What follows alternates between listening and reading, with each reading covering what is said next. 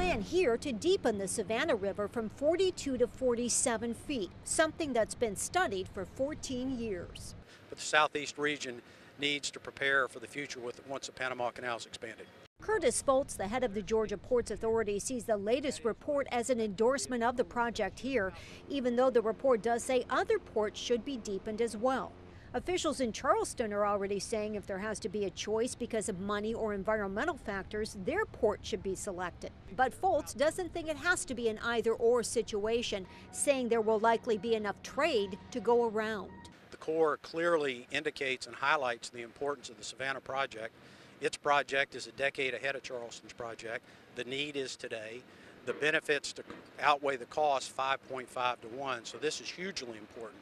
But just because ours is important, I don't think that has any bearing on whether Charleston should not, or a bearing that says Charleston shouldn't move forward. I think its project is very important, so I don't see why this would raise infighting between the states.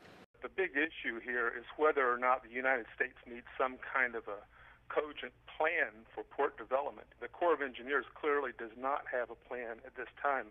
They're basically saying they're just going to increase the number of ports and depths of the ports up and down the coast. Steve Willis of the Sierra Club says we shouldn't be spending billions of dollars and possibly damaging the environment without having some kind of a plan to prioritize these projects. You have to decide, since the federal government's paying for so much of it, what makes sense and what doesn't. Congressman Jack Kingston agrees there could be more federal oversight, but says if that happens, Savannah would be high in the list anyway. Then all of them should have to have the cost-benefit analysis, which we have already had done. And if other ports have that kind of cost-benefit analysis, well, then they need to go up and convince Congress to dredge their port. But we have already done that.